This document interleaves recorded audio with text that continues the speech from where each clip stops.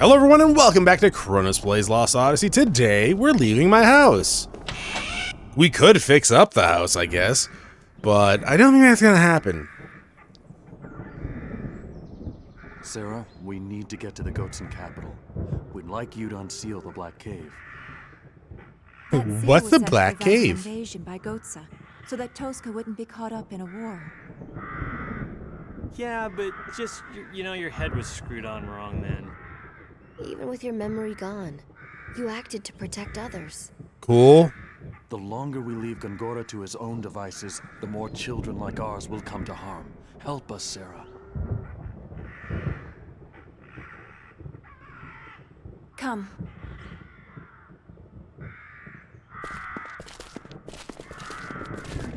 Yeah, puffy pant legs.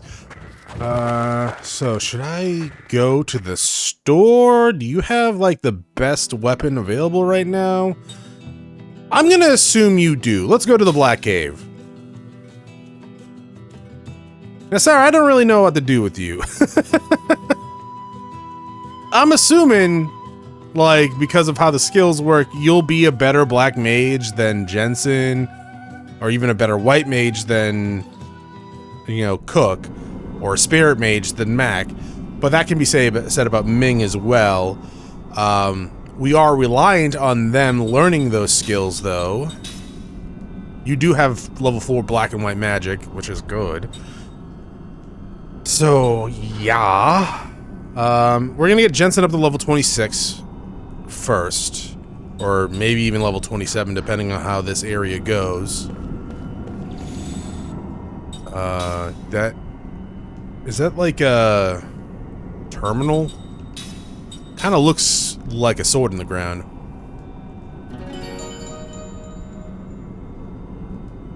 Probably could have went back to town. Yeah, you're right. Let's go back to town. Why, Chronos? You never know. It could have changed a little bit with Sarah in the group. They knew me. They might know her. It might unlock a memory. Or more treasure. We could go to that island of silver dickheads and have everyone cast Gamble and hope we all hit. Hello. Road ahead. That seems almost exactly the same. How about you? Cool. You know what? I'll go to the shop since we're here. Doesn't look like anyone's saying anything new. Oh, wait. You did. I will take good care of her. You're right. Yep, okay. So one person so far has said something new. We may as well check the shop, and then we'll go back to the Black Cave.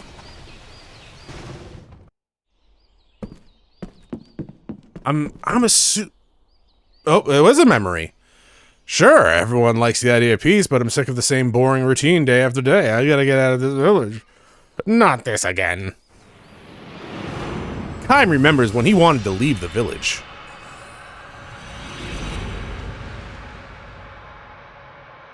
Well, good thing I came back, I guess. For the people that like the dreams. I like them. They're good stories, but I get it. I actually have a hard time watching people do, like, visual novels myself, even though I've played a bunch of visual novels at this point. So long, friend.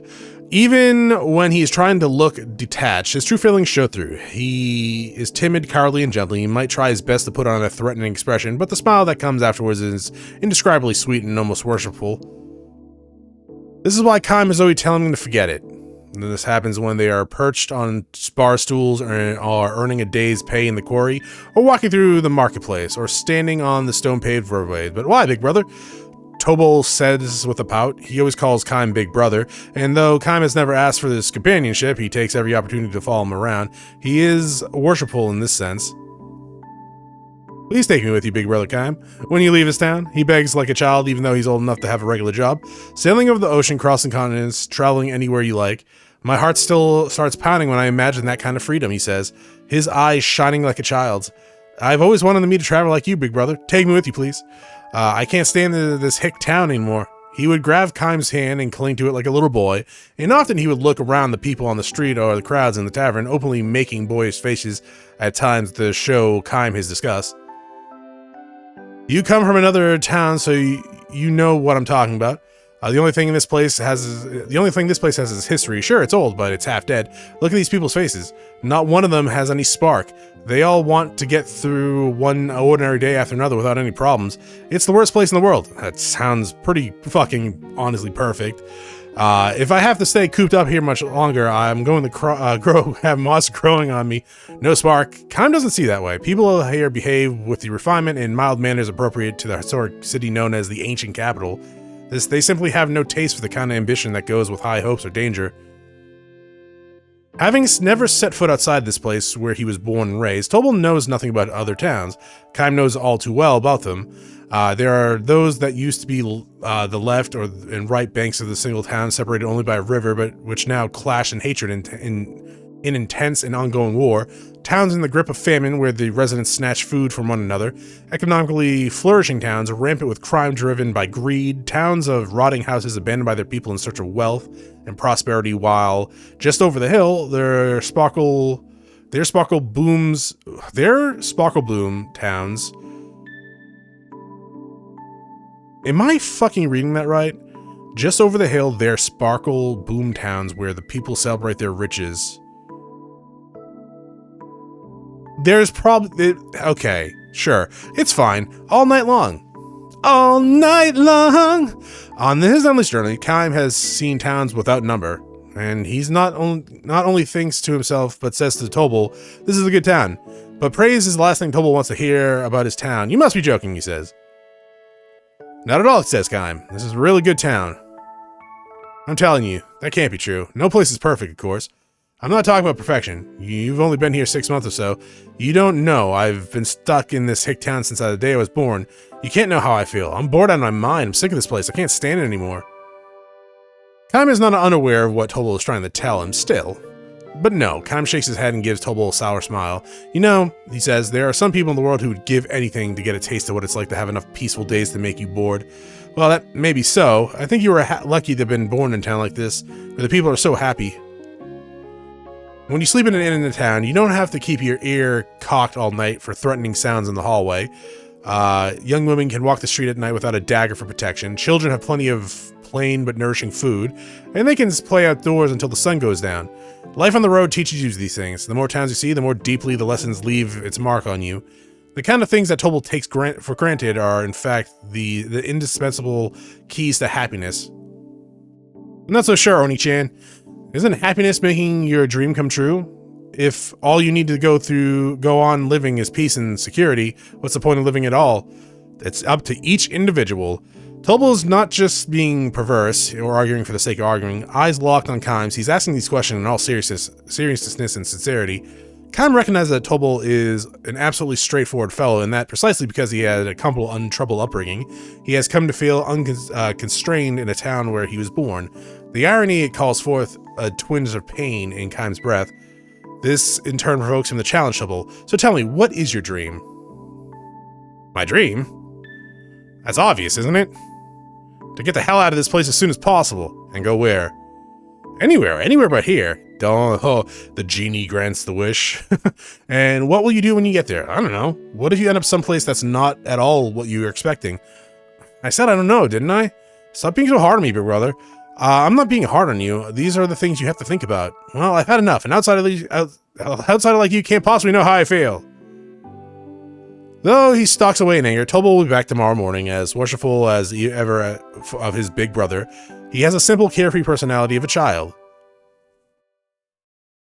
Tobal has a wife, the young, still girlish Angela, whom he had known since childhood. Angela carries with her the crystallization of their love.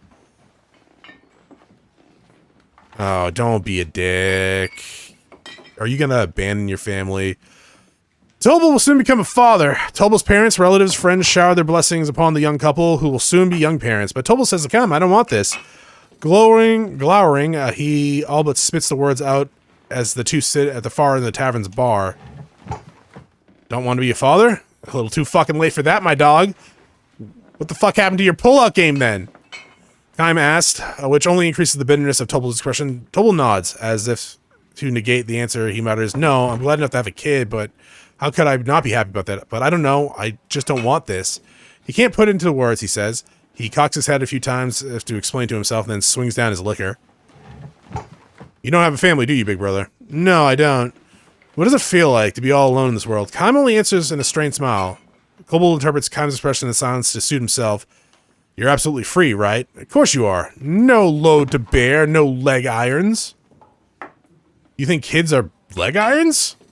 In a word, yes. To tell the truth, Angela is too, and my parents, and when they get old, they'll be another burden. Why did you fuck her then? You know the answer to that, Chronos. I know, because I've known too many people like this, where they're like, oh yeah, no, it's just fine, you're gonna have sex, yada, yada, yada.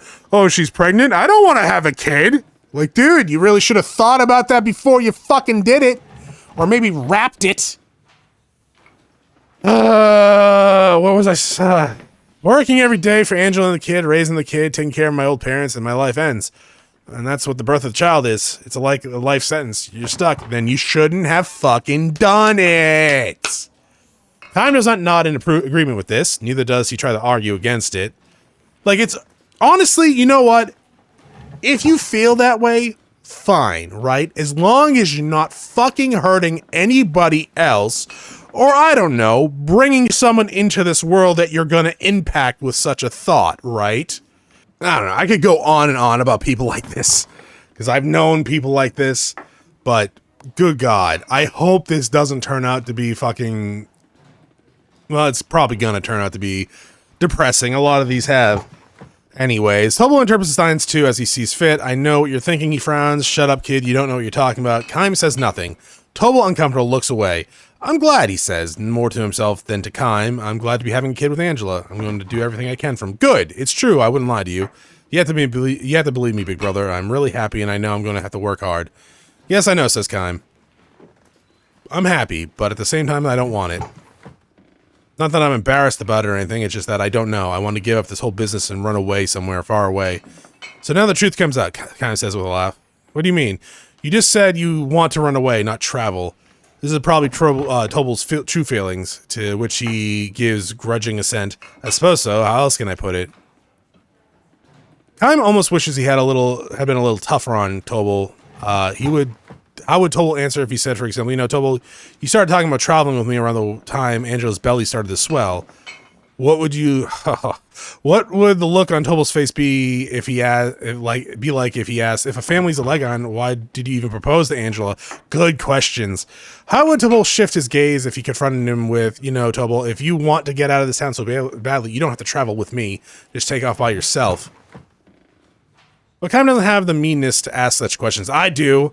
Nor has he given to meddling in other people's private affairs. I have. Instead, he drains up his cup of its last few drops and says only, let's get out of here.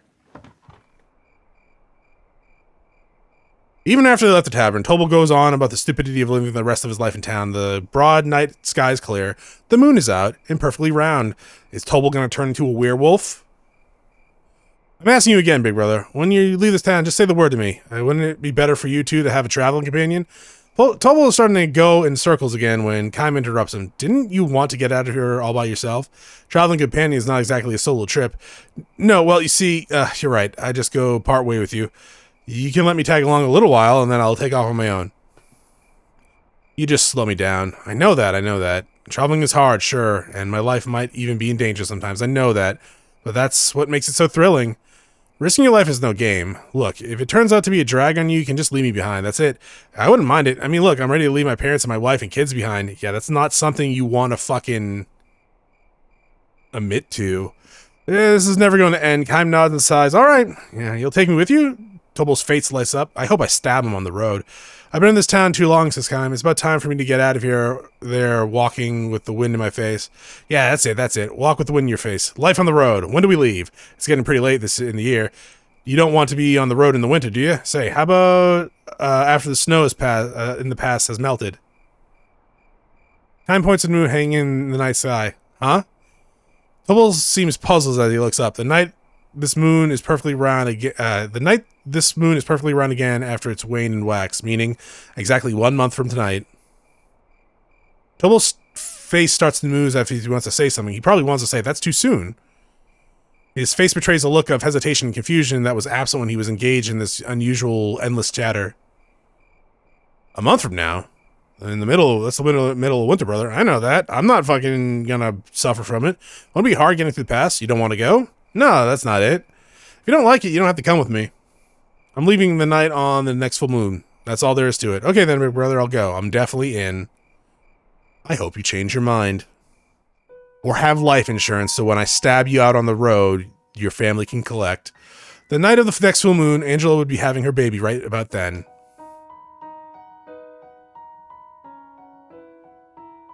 The month slips by. Towards the beginning, Tobal is excited, and whenever they meet, he reminds Kaim, don't forget your promise, big brother. After the waning moon, he has disappeared from sight. However, he begins to grow more reserved. The vanished moon reappears in the sky, and it waxes little by little. Tobal stops trailing after Kaim. Sometimes he goes so far as to slip away through the crowd when he sees Kaim approaching the marketplace. Kaim notices Tobal's change in attitude. It is something he expected to happen and was even counting on it. Good. Hands upon her swollen belly, Angela wears a smile of deep serenity, as she shops the market. Not just Tobal, but everyone who encounters that smile of hers must surely come to realize this. The dreams of the young, to be sure, involve doing what you want to do, but that is not the only kind of dream there is. When people grow up, they see that there's another kind of dream, and that is the wish for the smile of one you love and who loves you in return. To long for it always and forever. That is another kind of dream that people come to understand when they grow up.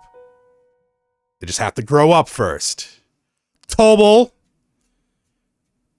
A bunch of people I know from my past. The moon is full again. In its perfect roundness, the moon floods the empty stone-paved road with brilliant light. Tobal comes running out of breath to the empty room where Kaim has completed his preparations for travel. Tobal is carrying nothing. He has not even changed out of his everyday clothes. Big brother, I'm so sorry, he pants, gasping for breath. He ducks his head repeatedly before Kaim an apology. Change your mind? Kaim asks, trying not to smile. No, not at all. I'm going to go. I'm planning to go with you, big brother, only... Angela went into labor as the sun was going down, he says. They called the town's most skilled and experienced midwife, but Tobal still hasn't heard the baby cry. The birth is taking much longer than it should. Please don't get fucking sad in here. It's actually just the afternoon for me, and I don't want to be sad all day. Angela's giving it everything you got, and my mother and father are praying for all they're worth, so at the least until the baby's safely born, I want to stay with Angela. She says it calms her down to hold my hand. Yeah, of course it does. You're her fucking husband and father of her child, right? You proposed to her. You got her pregnant. She says, yeah, well, I really can't leave her. Good. You have backbone.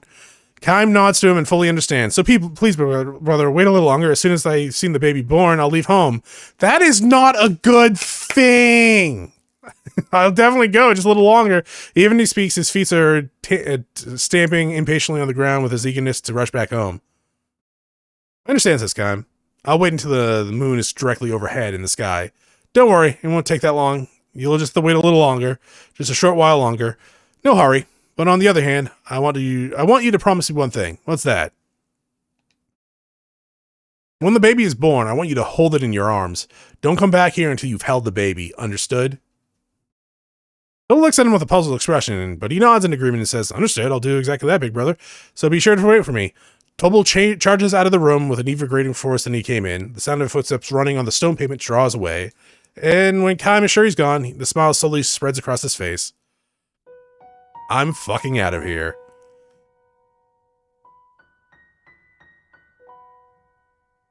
Tobal never comes back. He was killed on the way home by muggers. Chronos. As the moon reaches its zenith and begins to dip towards the west, signs of light appear in the eastern sky. Kaim approaches the mountain pass on the edge of town. He will be traveling alone, thank God. Heading up to the pass, he walks swiftly as to shake off the sound of Tobal's voice remaining in his ear. Oni-chan, Kaim! I'm sorry, Oni-chan, I'm sorry! He can't imagine the voice all too clearly, and Tobal bowing his head. He can imagine the voice all too clearly, and Tobal bowing his head in an abject apology. There is no need for him to hear the actual voice. Long after he left the town, he will continue to see Tobal's worship smile in the eye of his mind. Tobal would not have provided much support as a traveling companion, but a journey together would likely give them both much to laugh about. But never mind, this is just fine, Kaim tells himself, and ups his pace even more. He is not the least bit resentful or angry at Tobal having broken his promise. On the contrary, he would like to bless Tobal having chosen to stay in his native place to protect his home, and, you know, help his family, raise his family, protect his family. Those are good things. All the more so that because this is the dream that can never come true for Kaim himself, which is not true. You got married, you had a kid. Kid jumped off a cliff for sure, and then grew up and died. But you have her children as your grandchildren now. So hey, that's cool. A frigid wind tears through the pre-dawn pass. If the cries of a newborn baby could ride on that wind to be heard up here. Kaim chuckles at the thought. Will Tobal abandon his dream to leave his hometown, or will he start looking for another big brother who will help conceal his fear of going on the road alone? Kaim has no way to tell. Best to leave it unresolved. Tobal could not take the road the night the child was born. The hands in which he held his newborn baby were useless for travel preparations. It's only for that reason he took one step towards becoming a grown-up. Let's go, Kaim mutters to himself as he crosses over the pass. Look, Angela, he's smiling. The happy smile that Tobal fixes on his baby will be the traveling companion enough for Kaim until he reaches his next town. Discover treasure hunt information deep in the memory. Okay, cool. Look, if you don't want a family, either fucking... Sarah, you don't have the best weapon, really? What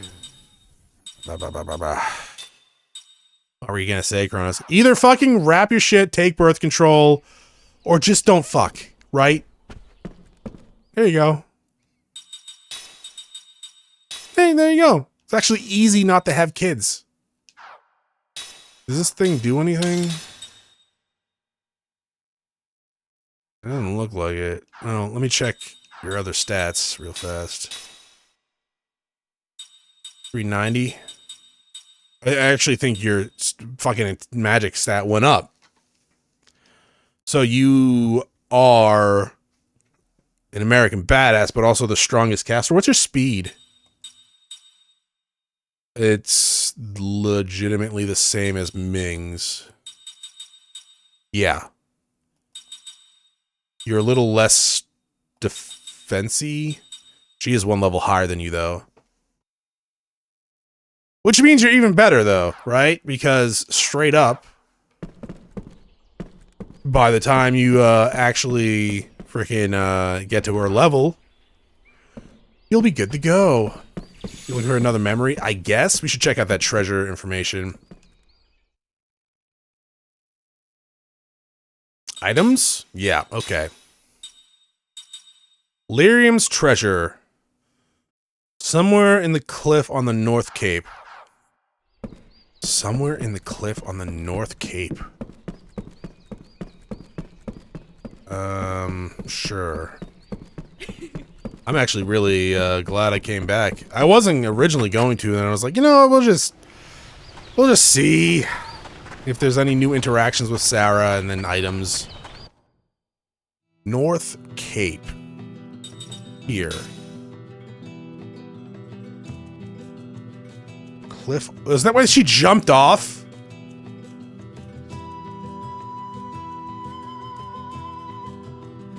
Yeah.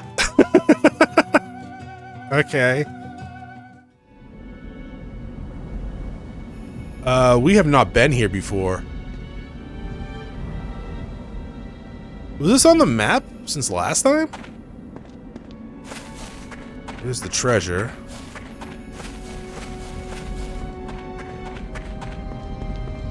Oh, there's gonna be a memory over here, isn't there? Gangara was here. His magic took lyrium away from us. Gangara. Okay. Well, I guess technically that was a memory, it just wasn't a really long one.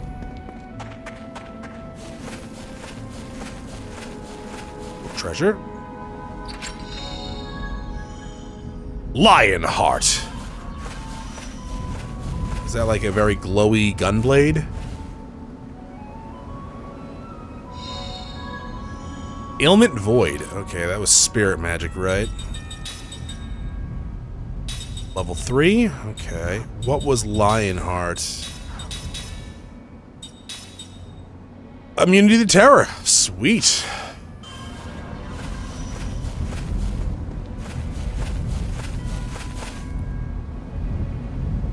Lyrium used to play here all the time. She was a thrill seeker, apparently. It was her favorite place. You remember that? No, it was written in the diary. We went to Lyrium's favorite spot again today. She must have loved all the flowers that bloomed here. That was the same way with the grown-ups. She always took care of these flowers. Oh?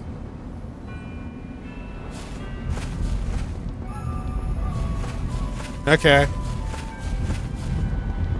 There are a lot of flowers around here. You wanna pick some? Lyrium from the grave. Don't touch them. Boss battle against Lyrium's pissed off ghost. You tainted the flowers. Alright, Black Cave South. I'm not sure if I show this or mention it, but you can skip this loading screen, but it just goes to a black screen, so it doesn't really matter. It doesn't save you time. At least from what I've experienced with it. When did I discover that? I think it was when I was going to the Crimson Forest so many fucking times. I was like, oh, I can just skip this, huh? Interesting. Doesn't fucking do anything, but still. Okay, so we'll get Jensen up to 26, maybe 27, depending on how fast we level up here. And then, oh. Oh no, it's a lantern. This is the magic seal. This door? Are you Kiko-hoing the door?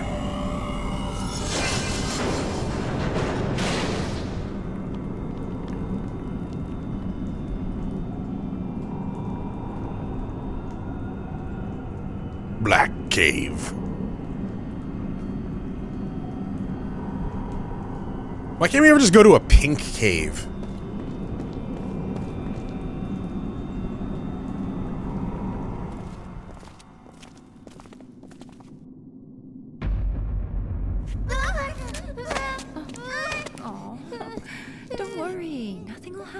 Yeah, it's just a dead body. We've killed plenty of soldiers.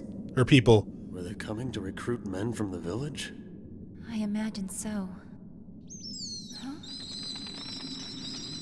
Magical bats? Hey, wait a minute. I thought you said the cave critters would leave us alone if we didn't bug them. Liar. That's what they were supposed to do. Something's not right here. I sense something. Something terribly ominous. Stay alert. Oh, is it boss time? Okay.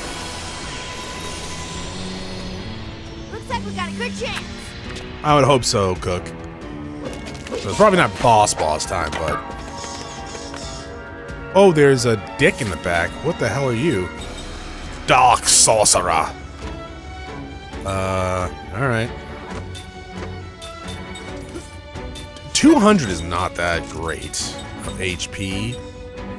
I'm gonna assume we're gonna be good. You guys are wind, right? So, fire? Why do you have such a hard time remembering these Chronos? I don't know. I really need to print out a chart or something. Really? Okay. I don't know why. Every time I look at Seth, I feel like she should be using like a bow and arrow. Or like 2 daggers.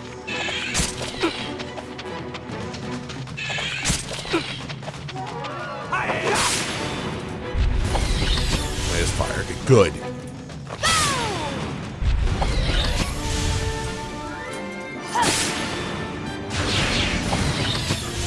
Alright. So we got 2 more of these ass hates. And then... I mean, I probably should have checked to see which element the asshole was in the back. Or at the very least, I probably should have targeted him.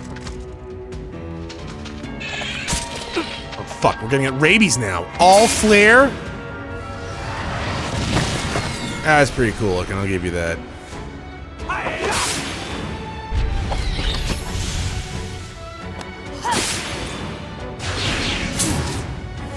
Uh-oh. Alright, don't use magic on him. No, what did I just say? Are you a xenomorph? Like...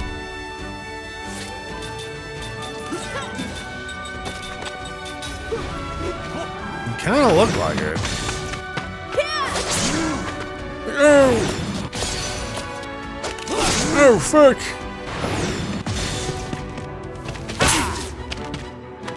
Like, no, you guys have to cast spell. Oh, 4 damage. My god. Chronos, she's like fucking 10. Yeah, I know, so she should be fucking wielding a giant axe and one-shotting these guys.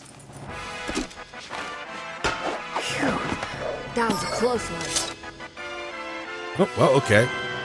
So we'll get Jansen up to level 27. Or maybe higher.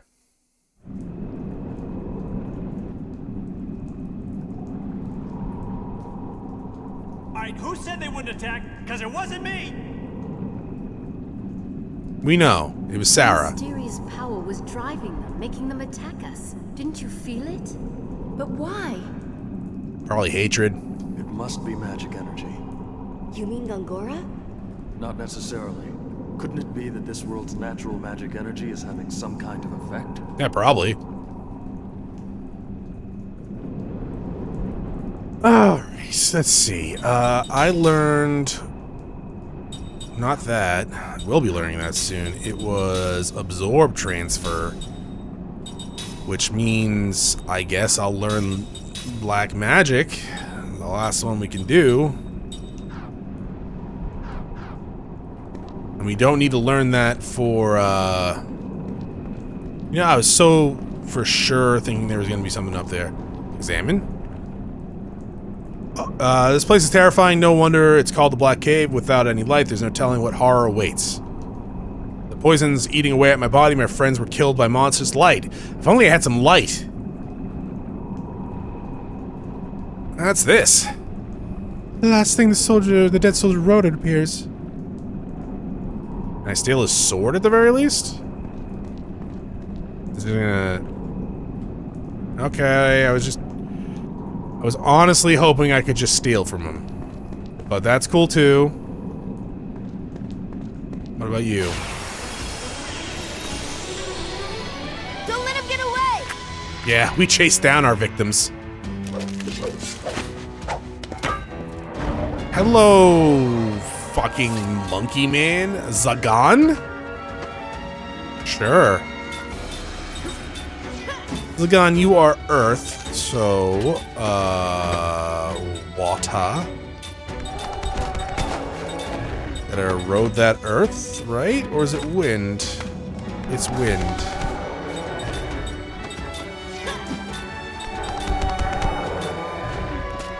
Yeah. Yes. Yes. We have Winda, so we're just gonna use that anyways. Don't miss!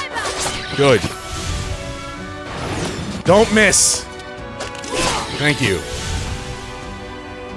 Roar!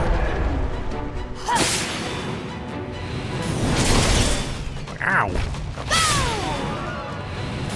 Ow! Stop it!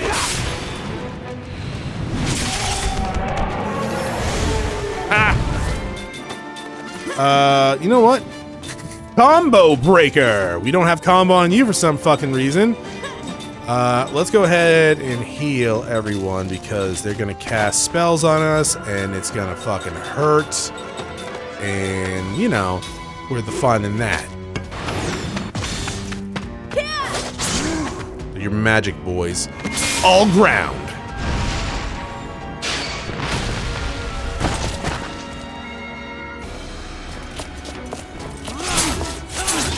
Okay. Oh, you terrorized? I do that. Sorry.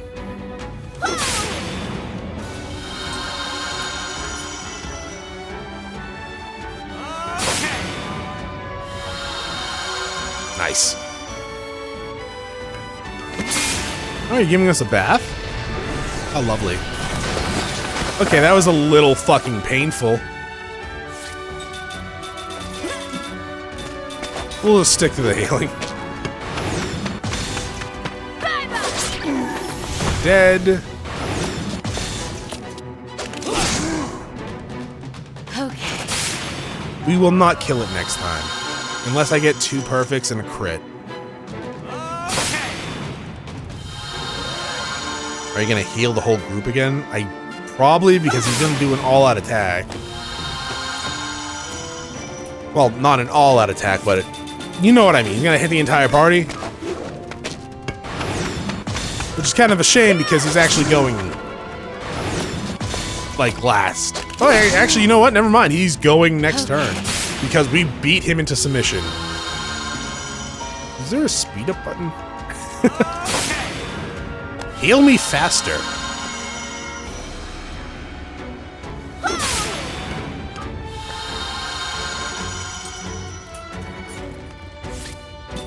You're gonna heal again? He'll be dead unless I miss.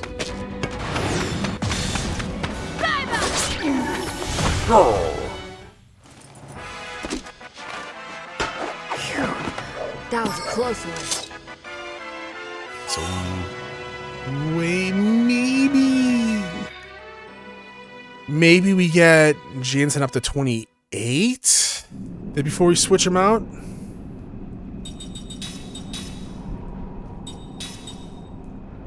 So you only have Mac to learn from.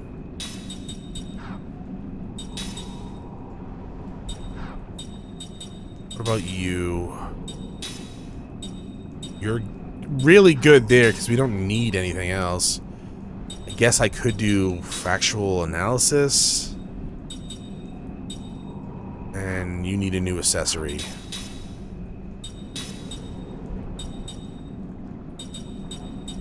I guess we'll do anti-terror. 1 more. 2 more.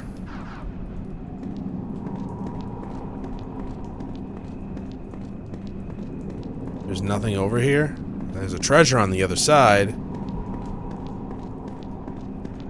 We gotta break on through to the other side.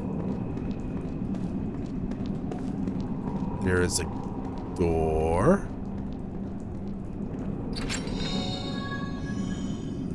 Stone Beast Thorn.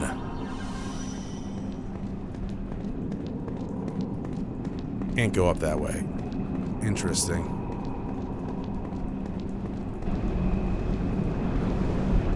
Oh, there's another dead dude. What is that? I'm going for it.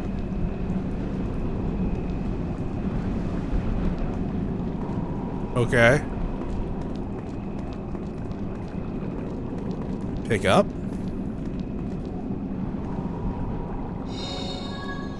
Goddess Medicine. That pawn looks extremely poisonous. Probably because it is. Do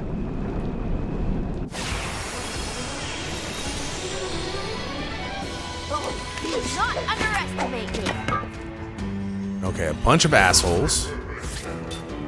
Though the Dark Sorcerers are in the front row? Okay, straight up, you go after that one.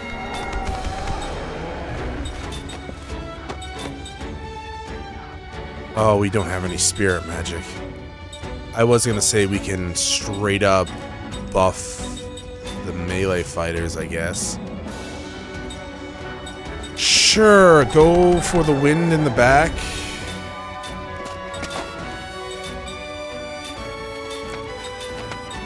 Not that it's gonna do a lot of damage, just... it's better than nothing.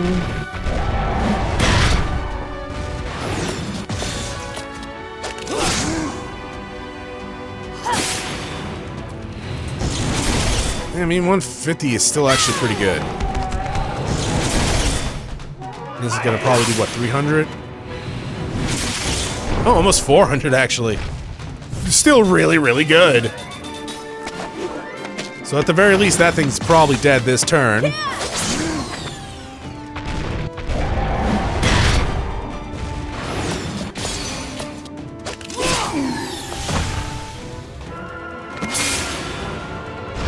Might need the heal after this.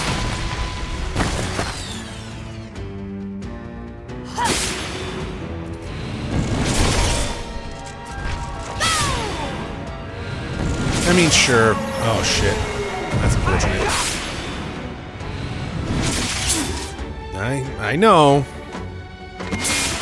Well, you just straight up do the same spell back to a... interesting. Can I learn that yet? Because I would like to learn that. Just fucking make every spellcaster a tank.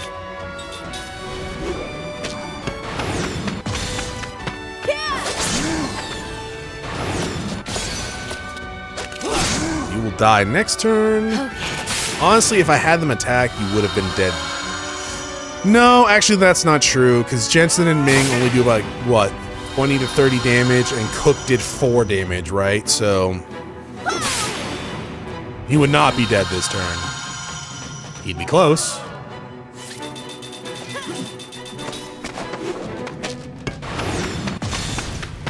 He's dead this turn.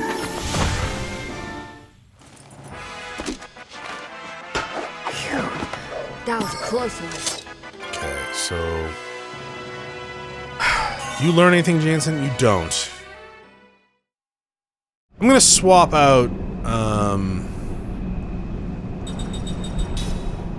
Jansen for Mac.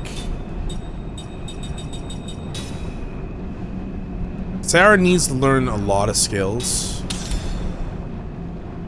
And, you know, leveling up is not that big of a problem because... like, unless she's by herself, we level up pretty fast, right? So, learn factual data.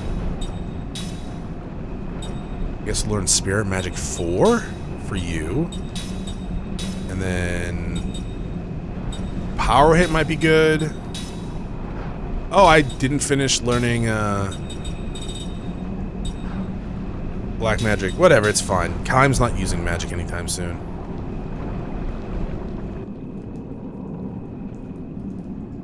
Are you giving me a memory right now?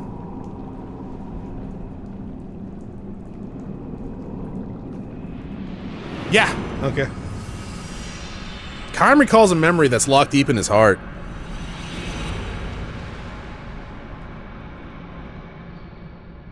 Why didn't this proc for the last 2 we saw?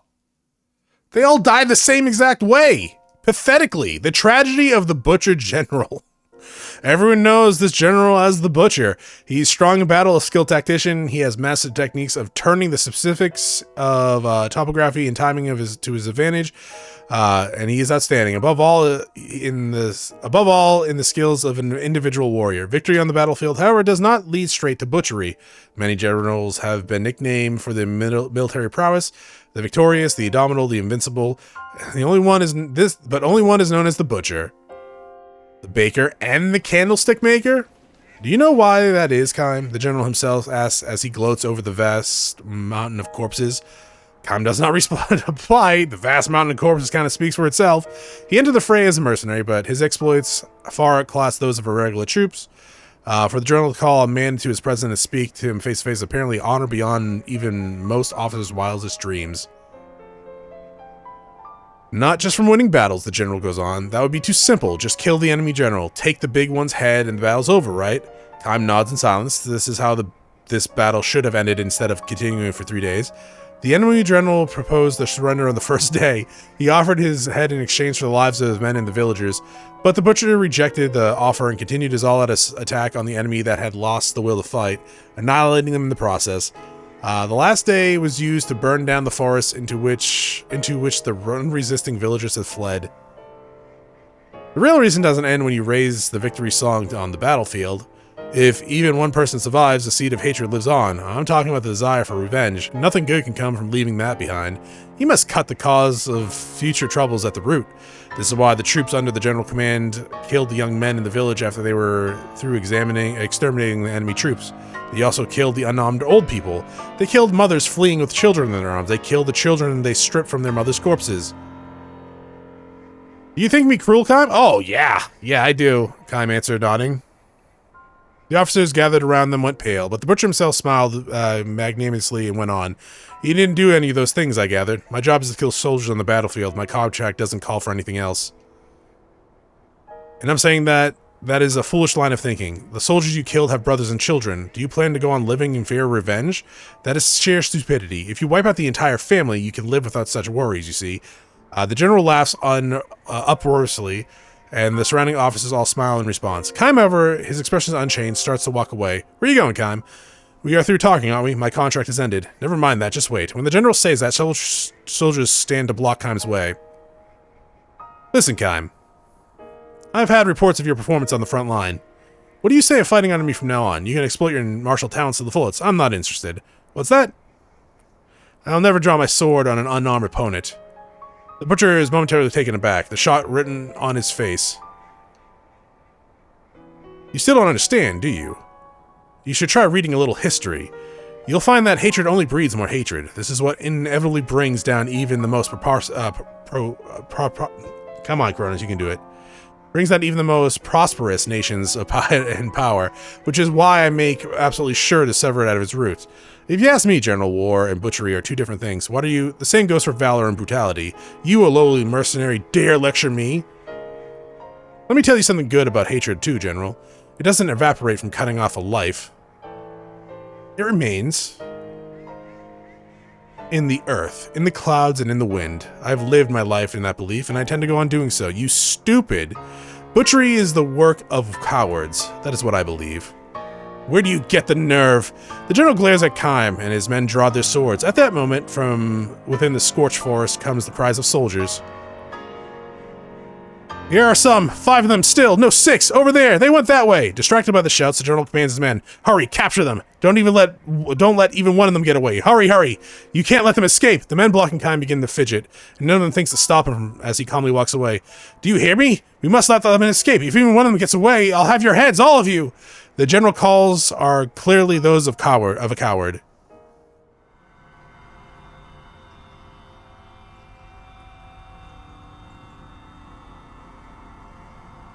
The British presided over many battles after that, and he burned down countless villages to the ground. I feel like I should have stabbed them while we were there, butchering all of their inhabitants. Could have saved a lot of lives. Then one night, something happened. The general felt a strange itching sensation on the back of his hand. It was different from the ordinary insect bite or skin eruption. It was deeper down and felt it kind of squirming. This is odd. He clawed at his skin, and the itch would not subside. It was very strange. There was no redness or swelling or a sign of rash. Maybe I touched a poisonous moth.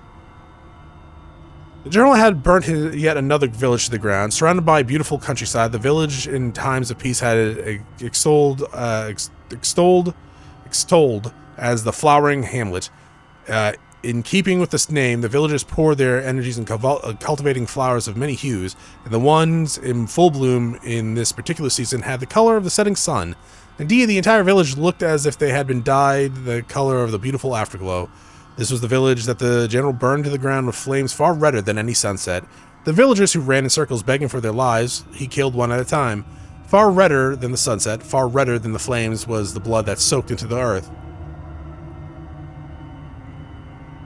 This is how it always is. I didn't do anything special today.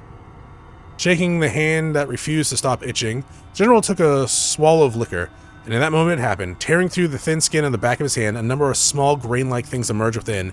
No blood flowed, no pain accompanied them, exactly the way plants sprout from the earth. No, the things that covered over the back of his hands before his very eyes were unmistakably plant sprouts. Horrified, the general took a razor to the back of his hand and tried to shave them off. When the blade came to contact with them, however, they gave off the sound of a human moan. Sounds exactly like the moans of a human being dying in agony as his entire body is slashed by a sword. Or like the moans of a person being burned alive. Shut up, damn you! Shut up, you hellish! Holding the razor in one hand to shave the other, he cannot cover his ears. I mean, if he did, he would have stabbed himself in the ear with a fucking razor. His body was soaked in a greasy sweat by the time he succeeded in shaving off the horrible thing from the back of his hand. To solve his own anger, he shouted for the men who were supposed to be guarding him. Where the hell have you been, sir? You should have come running when you heard unusual voices coming from my tent. That is your job as my guard. The guards gave each a puzzled look, and the first replied hesitantly to the general, Forgive me, sir. We were standing just outside the entrance, but we never heard any such. The general glared back at his guards, enraged, but after struggling to keep his welling anger in check, he shouted, Never mind then, get out. He was too upset to waste time on subordinates. Almost immediately, the itching attacked the back of his hand again, but this time it was not limited to the hand. His flank, his shoulders, his buttocks, behind his knees, his whole body started to itch. Oh, you need to wipe more if your butt's itching. Alone again, the general tore off his night clothes and inspected his entire body in the moonlight seeping through the roof of the tent. The things were sprouting from everywhere, and some even had leaves beginning to grow on them. The general raised a soundless scream again, wildly attacking the growths wherever he could reach them. Each one he cut from his body released a horrible moan. Horrible, horrible, horrible. So, either he's lost his mind, or he was cursed. His bed sheets turned green before his eyes, and soon the numberless sprouts were transformed into numberless human corpses. They covered not only his bed, but the whole earth, before they melted into darkness of night and vanished. One sleepless night followed another in endless succession. The horrible things kept sprouting from his skin, however much he cut them off. Ointments had no effect. He tried attacking every poison quelling tablet he could get his hands on, but nothing worked. He could not speak of this to his subordinates. If a rumor spread that strange plants were sprouting from the butcher's body, it would embolden his enemies and discourage his allies. One of his subordinates might even try to take his head in at night. His cowardice had earned him the name of the Butcher, and the same cowardice is what turned the general into a lonely, isolated man. He had no one he could tell about this. Each night the general would wage his lonely battle, though perhaps it could not be called a battle precisely. The things were merely sprouted from his body and put up no resistance. When he took the razor to them, they would simply moan and fall away. What the general was engaged in on his own was less a battle than lonely butchery. Several more nights went by. The sprouting continued with undiminished force. The single fortunate aspect, perhaps, was that the things only sprouted in places of his body the general could reach with his razor. This could as well have been a curse, however. The general had no choice but to go on shaving the things precisely because he could reach them. Precisely because he was able to perform the butchery by himself, he could not call for help. His lonely butchery continued. His sleepless nights continued. The general's flesh wasted away. You know, this sounds like just rewards. Just like just desserts, right? Why is this happening, General Aspinall? Why did this have to happen to me?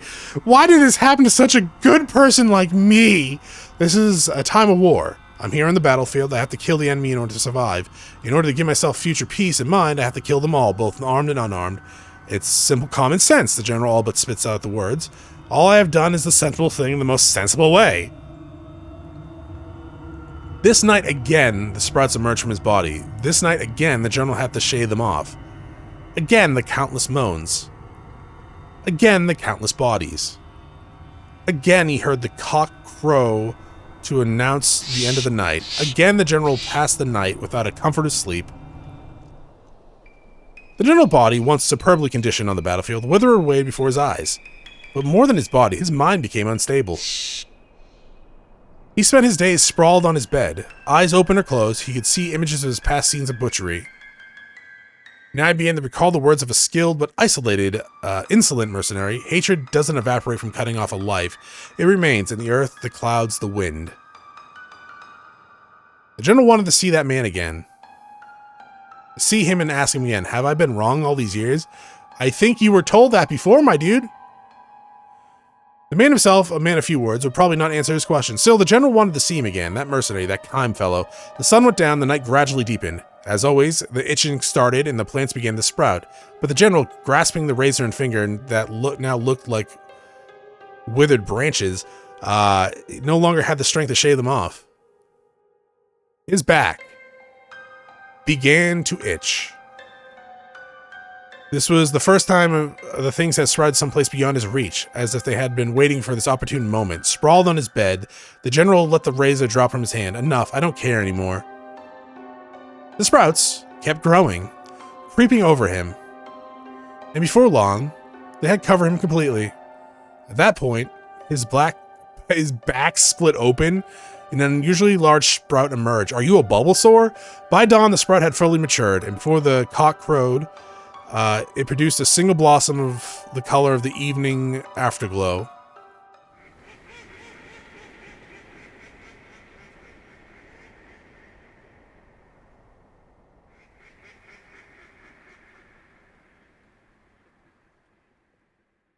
Many long years have passed.